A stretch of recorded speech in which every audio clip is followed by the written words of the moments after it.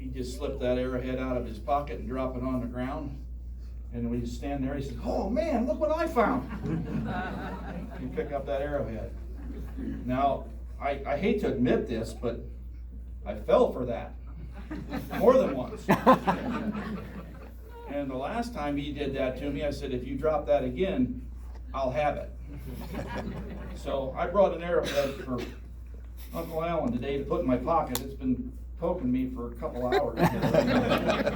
So it was one of them things. And I think everybody has kind of shared what I have too, his love of family and faith and the things that he did. And Vanessa and I have really been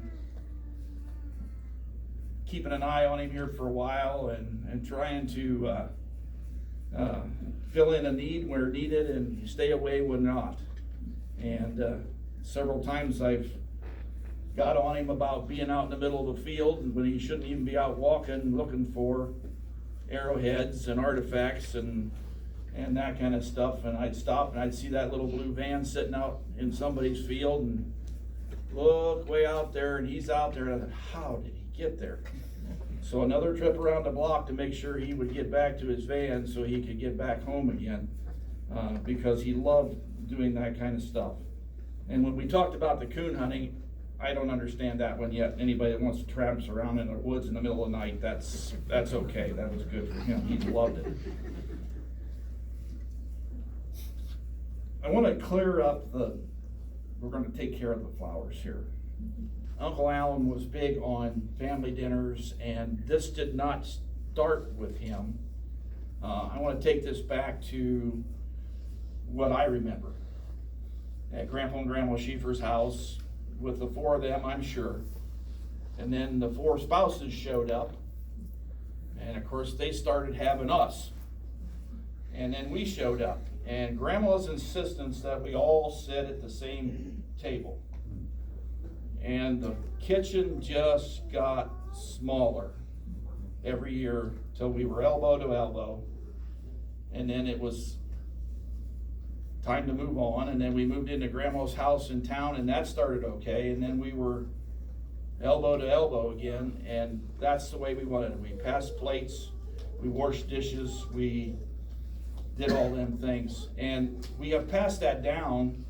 He has passed that down to all of us. The importance of getting together and sharing relationships and knowing who family is. And they brought it up before, his belief in God was always there. He'd stop at the house and I'd call up, I said, "Vanessa, is Uncle Allan here?" She says, "Yeah." I said, "Well, what do you want?" She says, "Well, he wanted to talk to me." Okay, so I missed that trip. But then he'd do the same thing. He'd stop out at the office. He'd talk to me for, well, sometimes it was a couple minutes, sometimes it was a couple hours. And it was okay. But his faith and family, getting together. The cousins that are here today, back there, he loved the cousins' dinners. The 4th of July took the place of Christmas Eve. If the cousins are here, remember, Christmas Eve was Christmas Eve at the Schiefer house, and that was that way for forever. And we enjoyed that, and the things that we did at those particular, I don't know if I would call them reunions, but gatherings, will always be implanted in my mind for sure, and I try to instill that in my family yet too. Okay, we've talked about dinners. Now I'm going to clear up the carnation and the forks. Okay. Some of you may have heard this story before. I had not, till the other night when I pulled it up and read it and was asked to read it to you today. I want you to concentrate on that flower and that fork as I read through this. And y'all should have one, I think. And if we'll go through this and you're going to see where this leads up to. And this sums things up really well. There was a young woman who had been diagnosed with a terminal illness and had been given 3 months to live. So as she was getting her things in order, she contacted her pastor and had him come to her house and discuss certain aspects of her final wishes.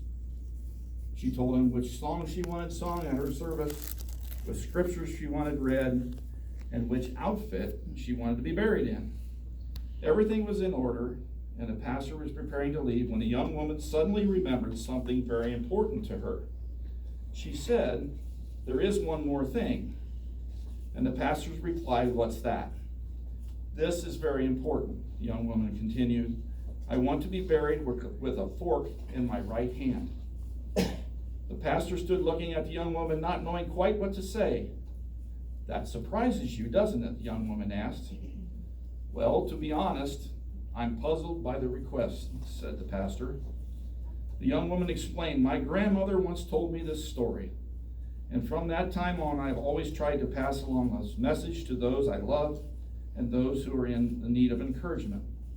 In all my years of attending socials and dinners, I always remember that when the dishes of the main course was being cleared, someone would inevitably lean over and say, 'Keep your fork.' It was my favorite part because I knew that something better was coming, like velvety chocolate cake or deep dish apple pie, something wonderful with a substance. So I just want people to see me there in a casket with a fork in my hand, and want them to wonder what's with the fork. Then I want you to tell them, 'Keep your fork. The best is yet to come.'" The pastor's eyes welled up with tears of joy as he hugged the young woman goodbye. He knew this would be one of her last times he would see her before her death. But he also knew that the young woman had a better grasp of heaven than he did. She had a better grasp of what heaven would be like than many people twice her age. With twice as much experience and knowledge, she knew that something better was coming. At the funeral, people were walking by the young woman's casket. They saw the cloak she was wearing and the fork placed in her right hand. Over and over, the pastor heard the question, "What's with the fork?" And over, he smiled. During his message, the pastor told the people of the conversation he had had with the young woman shortly before she died. He also told them about the fork and what about it symbolized to her. He told the people how he would not stop thinking about the fork, and told them he would probably never would be able to stop thinking about it either. He was right. So the next time you reach down for your fork, let it remind you, ever so gently, that the best is yet to come.